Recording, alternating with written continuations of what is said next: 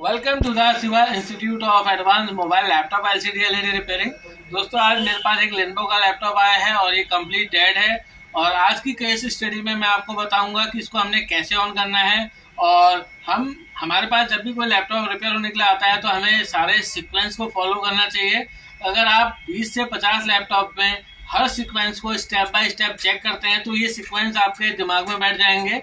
और सीक्वेंस अगर आपके दिमाग में बैठ जाएंगे तो आप किसी भी कंपनी के लैपटॉप को रिपेयर कर सकते हैं, क्योंकि सबके अंदर का आर्किटेक्चर लगभग एक जैसा है।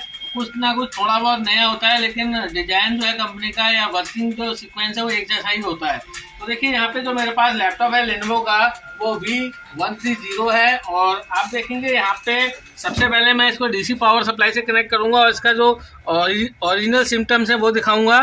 देखिए, यहाँ पे मैंने अपनी डीसी पावर सप्लाई को कनेक्ट किया है तो आप देखेंगे मेरी डीसी पावर सप्लाई ने 0.013 एम्पियर लिया है। देखो, जब मैं डिस्कनेक्ट करता हूँ तो 0 हो जाता है और जैसे ही मैं अडेप्टर को कनेक्ट करता हूँ तो आप देखेंगे 0.013 एम्पियर ले रहा है। इसका मतलब यह है कि मेरे लैपटॉप में वोल्ट इन हो गया है। और मैं आपको चेक भी करके दिखाता हूँ। देखेंगे आप, यहाँ पे मेरा मल्टीमीटर है और मल्टीमीटर को मैं 20 वोल्ट डीसी में रख लेता हूँ, 200 वोल्टेज में रख लेता हूँ।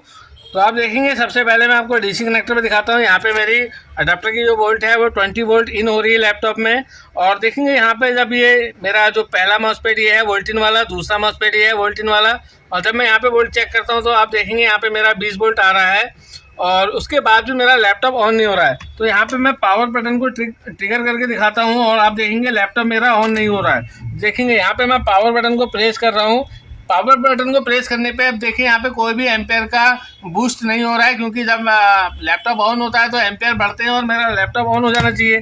पर यहाँ पे पावर बटन दबाने पे लैपटॉप ऑन नहीं हो रहा। तो यहाँ पे मैं सबसे पहले क्या काम करूँगा, मदरबोर्ड को निकाल लेता हूँ और आपको दिखाऊंगा इसको कैसे हमने ओके करना है। सबसे पहले हम इसमें से अडाप्टर को निकाल लेते हैं, बैटरी को निकाल लेते हैं और इसके बाद डिस्प्ले केबल को यानी कि LVDS केबल को निकाल लेते हैं। और जितने भी इसके कनेक्टर हैं, कीबोर्ड हो गया, टच पैड हो गया और हमारा जो साइड की एलईडी है उसके लिए निकाल लेते हैं, मदरबोर्ड को निकाल लेते हैं। अब देखेंगे जब हमारे पास लैपटॉप मदरबोर्ड आता है तो सबसे पहले हमने इसको फिजिकली देखना है कि इस बोर्ड में कोई डैमेज तो नहीं है। यानी कि आपने काम करते समय कोई जल्दीबाजी नहीं करनी है। सबसे पहले आपने अपनी आंखों से इसको फिजिकली देखना है कि कोई कंपोनेंट जला हुआ तो नहीं है या बोर्ड डस्टी तो नहीं है। तो जब आप इसको देख लेंगे उसके बाद ही आप इस पर काम करें। तो देखेंगे ऊपर से मैं आपको दिखाऊं तो बोर्ड बिल्कुल क्लीन है, यहाँ पे कोई भी ऐसा चीज़ मुझे दिख नहीं रहा है। फिर भी आप इसको 2 मिनट और दें ताकि बारीकी से चीज़ों को देखें कि अगर कोई चीज़ जली हुई आपको नज़र आ जाए तो आपके लिए काम करना आसान हो जाएगा। तो देखिए, यहाँ पे मैं फिर से डीसी पावर सप्लाई को इसमें कनेक्ट करता हूँ और आप देखेंगे यहाँ पे मेरा पावर बटन है, साथ के साथ यहाँ पे 2 LED दी गई हैं। देखिए, जब मैं इसको अपनी सप्लाई से कनेक्ट करता हूँ तो ये मेरी LED जल जानी चाहिए, और जो कि अभी नहीं जल रही है। पावर बटन प्रेस करने पर भी मेरा ऑन नहीं हो रहा है। तो देखिए, सबसे पहले कुछ मैं बेसिक चीज़ें आपको दिखाता हूँ मल्टीमीटर से हॉट टेस्टिंग करके। और आप देखेंगे यहाँ पे जो 4 आप ये देख रहे हैं हमारी इनबिल्ड रैम है लैपटॉप के अंदर। और जो लेनोवो का बोर्ड का पार्ट नंबर आप देखेंगे LV315KB MB17807-3M है। और अब देखेंगे यहाँ पे जो आप ये देख रहे हैं हमारी IO है, इसको हम ECB कहते हैं यानी कि एम्बेडेड कंट्रोलर। और बैक हैंड पे अगर जाएं तो देखिए यहाँ पे हमारा 3.3 वोल्ट और 5 वोल्ट का सेक्शन है। जैसे कि आप देख रहे हैं यहाँ पे 2 कॉइलें लगी हुई हैं। 3-5 सेक्शन की जो पहचान होती है उसमें आप देखेंगे जो सिलेंडर टाइप कैपेसिटर है वो 6.3 वोल्ट का होता है। तो ये दोनों कॉइल हमें बता रहे हैं, दोनों कैपेसिटर हमें बता रहे हैं कि ये 3.3 वोल्ट और 5 वोल्ट की कॉइलें हैं। तो फिर भी मैं वोल्टेज को चेक करता हूँ। देखिए, मल्टीमीटर के मैं कॉइल पे रखता हूँ यहाँ पे, तो आप देखेंगे यहाँ पे मुझे जो वोल्टेज मिल रहा है 3.4 वोल्ट मिल रहा है और इस कॉइल पे मुझे 5 वोल्ट मिल रहा है। इसका मतलब है स्टेप डाउन सेक्शन काम कर रहा है, यानी कि ये स्विचिंग वोल्ट 3.3 वोल्ट और 5 वोल्ट बना रहा है। अब मैं अपने पावर बटन पे वोल्टेज को चेक करूँगा कि क्या मेरे पावर बटन पे मुझे 3.3 वोल्ट मिल रहा है। तो देखिए, यहाँ पे मैंने पावर बटन पे लगाया तो मुझे यहाँ पे 3.3 वोल्ट मिल रहा है। और जब मैं पावर बटन को प्रेस करता हूँ तो देखेंगे ये लो भी हो रहा है और हाई भी हो रहा है, यानी कि हाई लो हाई दोनों हो रहा है। इसका मतलब मेरा ऑन ऑफ स्विच भी ओके है, लेकिन इसके बाद भी मेरा लैपटॉप ऑन नहीं हो रहा है। अभी मैंने देखा यहाँ पे मेरी लाइट ब्लिंक हुई थी, लेकिन ये ऑन नहीं हो रहा है। देखिए, मैं दोबारा से ऑन करता हूँ, मुझे एक बार लाइट यहाँ पे ब्लिंक दिखी। तो अब इसके बाद मैंने क्या काम करना है, कुछ स्टेप को फॉलो करना है। सबसे पहले मैं इस आरटीसी सेल की वोल्टेज को चेक करूंगा कि ये सेल मेरा ओके है। देखिए यहाँ पे मुझे 3 पॉइंट वोल्ट मिल रहा है, इसका मतलब मेरा ये सेल भी ओके है। इसके बाद मैं अपनी आईओ की रिक्वायरमेंट को देखूंगा और आईओ की रिक्वायरमेंट क्या क्या होती है वो मैं अभी आपको बताता हूँ। उससे पहले मैं एक चीज़ और चेक करूंगा, जो मेरा यहाँ पे आरटीसी क्रिस्टल है 32.7 किलोहर्ट्ज का, उसको चेक करूंगा। तो मैं देखता हूँ कहाँ पे लगा हुआ है। देखेंगे छोटा सा क्रिस्टल है, तो देखेंगे यहाँ पे मैं आरटीसी क्रिस्टल को देखता हूँ और अब मैं अपने डीसी पावर सप्लाई को अलग कर लेता हूँ और जो मेरा सीपीयू पे हीट सिंक है इसको उतार लेता हूँ। और ये भी देखेंगे कि ये मदरबोर्ड कौन सी जनरेशन में है। देखिए हीट सिंक को मैं यहाँ से उतार लेता हूँ और मैं डीएसओ की मदद से भी आपको दिखाऊंगा कि हमारा जो क्रिस्टल है वो कैसे काम कर रहा है। और यहाँ पे देखेंगे जो सीपीयू पे एक नंबर होता है SR, उस नंबर को देखते हैं और उसके अकॉर्डिंग मैं आपको बताऊंगा कि ये जो है मेरा कौन सा है। तो आप देखेंगे यहाँ पे जो सीपीयू के ऊपर नंबर लिखा है SRTK है, तो इसका मतलब ये i3 7 जनरेशन है। आप गूगल करके देख सकते हैं, मैं कोशिश करूंगा इसको जूम करके दिखाने के लिए। तो देखेंगे यहाँ पे नंबर आ रहा है SR3TK, तो ये हमारा i3 7 जनरेशन का है। तो अब आप देखेंगे इसको हमने कैसे रिपेयर करना है। तो आप देखेंगे यहाँ पे मेरा ये लगा है आरटीसी क्रिस्टल, मैं थोड़ा सा चाहूँगा कि जूम करके दिखाएं आप। तो आपने सबसे पहले इस क्रिस्टल पे देखना है 32.7 किलोवाट की फ्रिक्वेंसी बन रही कि नहीं बन रही है। देखेंगे यहाँ पे हमारा जो क्रिस्टल है ये लगा हुआ है और यहाँ पे मैं फ्रिक्वेंसी चेक करूँगा कि मुझे डीएसओ पे 32.76 किलोवाट की फ्रिक्वेंसी मिल रही कि नहीं मिल रही है। तो देखेंगे यहाँ पे मैंने कोई भी सप्लाई नहीं लगाई है, आरटीसी सेल से मेरा एसओसी को क्लॉक सिग्नल मिलना चाहिए।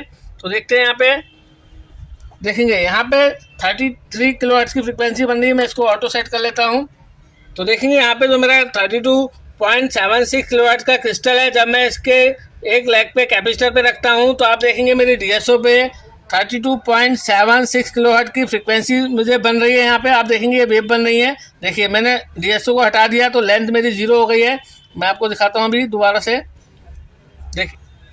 देखेंगे ये मेरी फ्रिक्वेंसी बन रही है। मैं एक बार ऑटो कर देता हूँ इसको। देखेंगे यहाँ पे मेरी फ्रिक्वेंसी बन रही है, मैं इसकी स्पीड दिखा देता हूँ। देखेंगे आप, ये मेरी क्लॉक सिग्नल बन रहा है बैक साइड में और ये डिजिटल में आप देखेंगे 33.33 किलोहर्ट्ज की फ्रिक्वेंसी बन रहा है। तो इसका मतलब है मेरा ये आरटीसी सेक्शन काम कर रहा है। अगर मेरा ये आरटीसी सेक्शन काम नहीं करता तो मेरा लैपटॉप ऑन नहीं होगा, तो मुझे इसको रिपेयर करना पड़ता। लेकिन यहाँ पे मेरा एक स्टेप क्लियर हो गया, क्योंकि यहाँ पे मेरा एसओसी चिप को आरटीसी सेल की वीसीसी सप्लाई मिल गई और हमारा आरटीसी रीसेट हैश मिल गया, एसआरटी रीसेट हैश मिल गया, इंट्रूडर मिल गया और इंटर वीमैन मिल गया। तो ये सेक्शन मेरा क्लियर हो गया। अब मैं अपने आईओ की रिक्वायरमेंट को चेक करूंगा कि मेरी आईओ पे क्या क्या रिक्वायरमेंट होनी चाहिए इसको ऑन करने के लिए। तो देखिए मैं हॉट टेस्टिंग करूंगा। सबसे पहले मैं यहाँ पे अपना डीसी पावर सप्लाई को कनेक्ट कर लेता हूँ। डीसी पावर सप्लाई कनेक्ट करने के बाद अपनी आईओ की सबसे पहले मैं सप्लाई चेक करूंगा। जैसे कि आप देख रहे हैं मेरी आईओ लगी है और बोर्ड पे लोकेशन है U2402। तो मैं आपको दिखाना चाहूँगा यहाँ पे। देखेंगे यहाँ पे तो आप देखेंगे बोर्ड पे मेरी जो आईओ लगी है उसका लोकेशन ये है U2402 और जो मेरी आईओ लगी है, अगर मैं उसका पार्ट नंबर बताऊं आपको तो आप देखेंगे ये नपटॉन की है NPC E285P। तो इसकी जो सप्लाई पिन है सबसे पहले मैं देखूंगा अपनी पिन नंबर 19 पे मेरे को 3.3 वोल्ट मिलना चाहिए। तो एक तार को मैं ग्राउंड पे रख लेता हूँ और मल्टीमीटर भी यहाँ रख लेता हूँ और मैं आपको इसको जूम करके दिखाऊंगा। तो अब हम अपनी आईओ की रिक्वायरमेंट बोर्ड को चेक करते हैं। जैसे कि आप देख रहे हैं हमारी आईओ लगी है, इसको हम ईसी भी कहते हैं। तो इसकी पिन नंबर जो 19 है वहाँ पे 3.3 वोल्ट आना चाहिए, वो इसकी वीसीसी सप्लाई है। तो पिन नंबर 19 को मैं देखता हूँ। तो देखिए यहाँ पे पिन नंबर 19 है, यहाँ पे मुझे 3.3 वोल्ट मिल रहा है। और जब भी हम आईसी की पिनों को काउंट करते हैं तो एंटी क्लॉक में गिनते हैं। तो ये हमारी पिन नंबर 19 है और इस आईओ की वीसीसी सप्लाई है जो कि कंप्लीट ओके है। इसके बाद मैं देखूंगा अपने आईओ की ईसी रीसेट को या डब्ल्यू रीसेट को, जो कि 3.3 वोल्ट होता है और इस पे 85 की पिन पे हमें 3.3 वोल्ट मिलना चाहिए, जो कि इस आईसी की रीसेट है। क्योंकि हमारी आईओ एक माइक्रो कंट्रोलर है, तो माइक्रो कंट्रोलर को सप्लाई चाहिए, रीसेट चाहिए, क्लॉक सिग्नल चाहिए और एक प्रोग्राम चाहिए। तो पिन नंबर 85 मेरा इस तरफ होगा, क्योंकि ये आईसी एक तरफ 32 है, दूसरी तरफ 32 है, तो 64 पिन इधर हो गई। तो मैं देखता हूँ पिन नंबर 85 पे क्या मुझे 3.3 वोल्ट मिल रहा है। देखिए पिन नंबर 85 पे मुझे 3.3 वोल्ट मिल रहा है, यानी कि ईसी रीसेट भी आ रहा है। तो मैं इसका लीड स्विच की वोल्टेज को भी चेक कर लेता हूँ। हालांकि लीड स्विच में हमारा लैपटॉप ऑन तो होता है पर डिस्प्ले नहीं आती है उसमें। तो पिन नंबर 17 पे मेरा लीड स्विच आ रहा है, ये सीक्वेंस है इसलिए मैं चेक कर रहा हूँ। तो पिन नंबर 19 के पास में ही होना चाहिए। 19 देखिए यहाँ पे भी मुझे 3.3 वोल्ट मिल रहा है पिन नंबर 17 पे लीड स्विच के ट्रैक में। तो इसका मतलब ये भी मेरा आईओ की रिक्वायरमेंट ओके है। इसके बाद मैं देखूंगा इस आईओ पे जो मेरा पावर बटन है उसका 3.3 वोल्ट आ रहा है कि नहीं आ रहा, और पावर बटन दबाने पे ये power button high low high हो रहा है कि नहीं हो रहा है ये भी चेक करूंगा, जो कि पिन नंबर 93 में है। तो 93 भी इधर ही होना चाहिए, इसको भी चेक करते हैं। तो देखेंगे ये मेरा 93 नंबर की पिन है और मैं यहाँ से पावर बटन को दबाता हूँ, और जैसे ही मैं पावर बटन को दबाऊंगा तो देखता हूँ कि क्या मेरा हाई लो हाई हो रहा है। देखिए मैंने पावर बटन दबाया तो लो हो गया, पावर बटन छोड़ा तो ये हाई हो गया। तो इसका मतलब है मेरे पावर बटन की कमांड इस आईओ को जा रहा है, तो इसीलिए हाई लो हाई हो रहा है। इसको हम कहते हैं एनबीएस ऑन। अब मैं देखूंगा डीएनबीएस ऑन, जो कि मेरी आईओ हमारे एसओसी को देगा ऑन होने के लिए। एसओसी के अंदर हमारा पीसीएच लगा होता है इसलिए जाता है ये। तो मैं देखता हूँ हमारा जो डीएनबीएस ऑन की पिन है वो 117 नंबर की पिन है। तो देखेंगे 117 नंबर की पिन कुछ इस तरफ होगी, तो मैं ट्रेस करता हूँ इसे।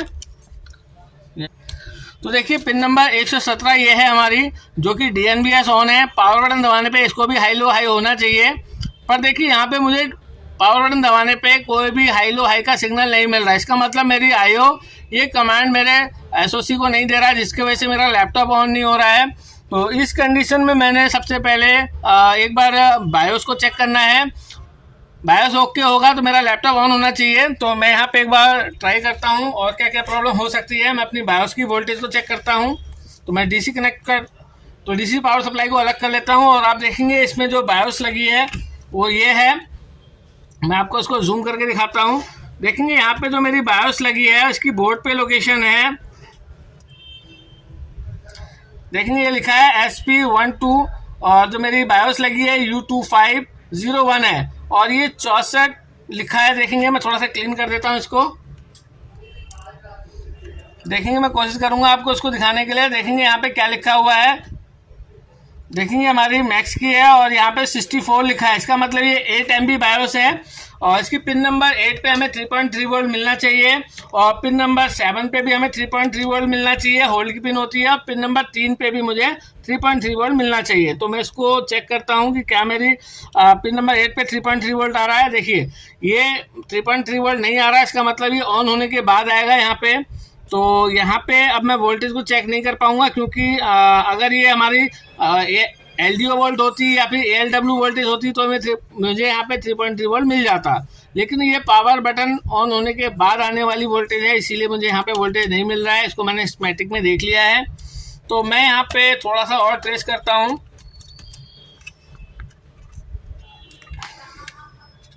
मैं थोड़ा सा इसको जूम कर लेता हूँ।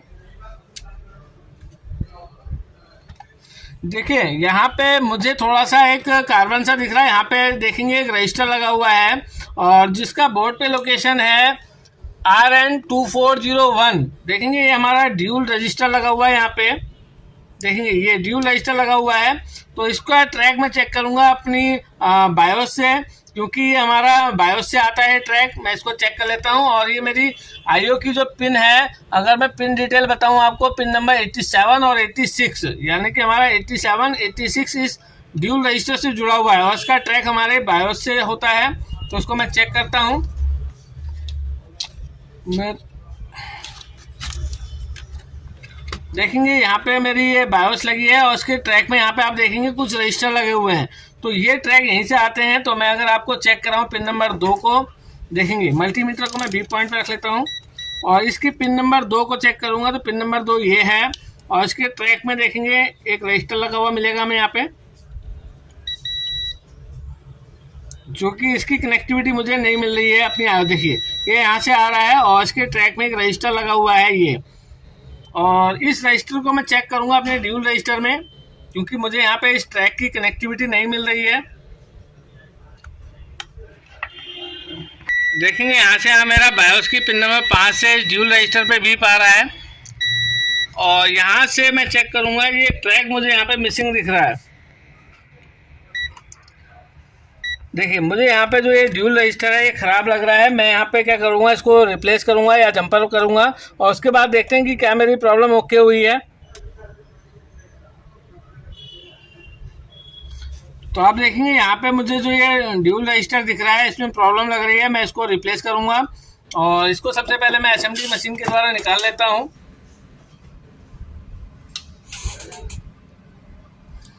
देखिए यहाँ पे मैं इसको निकालूंगा, और इस तरीके से आपने स्टेप बाय स्टेप सबको सीक्वेंस को फॉलो करना है, तो आपको फॉल्ट ज़रूर मिलेगा। देखिए मैंने यहाँ से इसको निकाल लिया है, ड्यूल रजिस्टर को मैं यहाँ पे रख देता हूँ।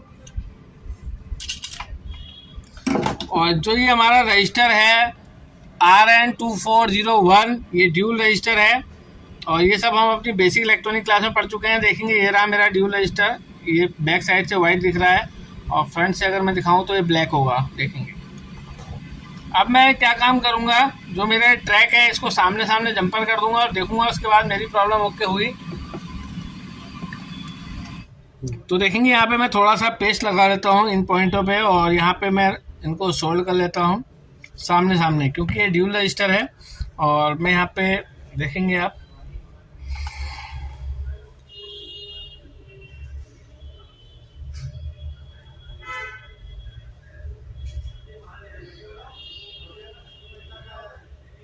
तो आप देखेंगे यहाँ पे मेरा ये सोल्ड हो गया है। ड्यूल रजिस्टर की जगह मैंने सामने सामने जंपर कर दिया है, और अब देखता हूँ कि क्या मेरा ये ऑन हुआ, और जो मेरा पिन नंबर 117 पे DNBS ऑन सिग्नल था वो हाई लो हाई हो रहा है कि नहीं हो रहा है, ये भी चेक करूँगा। तो आप देखेंगे मैं यहाँ पे अडेप्टर को कनेक्ट कर लेता हूँ, और जैसे ही मैं अडेप्टर को कनेक्ट कर रहा हूँ तो आप देखेंगे यहाँ पे मेरी LED जल गई है दोनों। तो इसका मतलब है कि अब मेरा ये सिस्टम रेडी हो गया काम करने के लिए। और मैं यहाँ पे DNBS ऑन का जो सिग्नल था पिन नंबर 117 पे, उसको भी चेक करूँगा कि क्या वो हाई लो हाई हो रहा है कि नहीं हो रहा है। तो देखिए मल्टीमीटर को आप ध्यान से देखें, और पिन नंबर 117 को अगर मैं देखूँ तो यहाँ पे है, तो मैं एक बार ट्रेस कर लेता हूँ। तो आप देखेंगे जो हमारा DNBS ऑन का सिग्नल है वो पहले भी हमें 3.3 वोल्ट मिल रहा था, अभी भी मिल रहा है, पर उस समय पावर बटन दबाने पे ये हाई लो हाई नहीं हो रहा था। तो अब देखता हूँ कि क्या ये मेरा हाई लो हाई हो रहा है। तो देखिए जैसे ही मैंने पावर बटन को दबाया तो DNBS ऑन वाला सिग्नल भी मेरा हाई लो हाई हो रहा है। और आप देखेंगे मशीन ने मेरा एम्पेयर भी ले लिया है। तो मैं एक बार मशीन को नॉर्मली ऑन करके देखता हूँ कि क्या मेरा मशीन ऑन हुआ है। हाँ पॉज कर दो। को अपने सिस्टम से कनेक्ट कर लेता हूँ, उससे पहले मैं इसकी हीट सिंक लगा लेता हूँ, क्योंकि ये हमारा SOC बोर्ड है और बहुत जल्दी ये हीट होके ख़राब हो सकता है। इसीलिए मैं जो इसका हीट सिंक है उसको लगा लेता हूँ। और अब मैं इसको डिस्प्ले लगा के चेक करूँगा कि क्या मेरा डिस्प्ले आया कि नहीं आया। तो देखेंगे यहाँ पे मेरा EDP कनेक्टर है ये, और यहाँ पे मैं लगा लेता हूँ। देखिए लगाने के बाद मैं बोर्ड को एक बार इसमें फिक्स करता हूँ, और अभी मैं केबल ऑन करके डिस्प्ले चेक करूँगा सिस्टम से। तो यहाँ पे मेरा जो वाईफाई वाला केबल है उसको साइड कर लेता हूँ, और देखिए यहाँ पे अब मैं अपने DC कनेक्टर को लगाता हूँ और मैं पावर बटन को प्रेस करता हूँ। तो देखिए मैंने पावर बटन प्रेस कर दिया है। तो यहाँ पे एम्पियर का फ्लक्चुएशन हो रहा है, और ये दोबारा से रीसेट हो गया है, और आप देखेंगे मैंने ऑन करा है। तो अब मेरा डिस्प्ले देखेंगे, मेरा डिस्प्ले आ गया है, और अब देखेंगे यहाँ पे रीसेट होके हमारा बायो सेटिंग में चला जाएगा और हार्ड डिस्क को मांगेगा। देखेंगे तो आपने देखा कितने इजी वे में हमने इसको रिपेयर किया, और सभी इसके सीक्वेंस को हमने फॉलो किया, और हमें पता चला इसका DNBS ऑन का वाला सिग्नल हाई लो हाई नहीं हो रहा था हमारे पावर बटन को ट्रिगर करने पे भी। और मैं दोबारा से आपको ऑन करके दिखाता हूँ। देखिए यहाँ पे मैंने DC सप्लाई को डिस्कनेक्ट कर लिया है, और दोबारा प्लग करने के बाद मैं पावर बटन को प्रेस करता हूँ।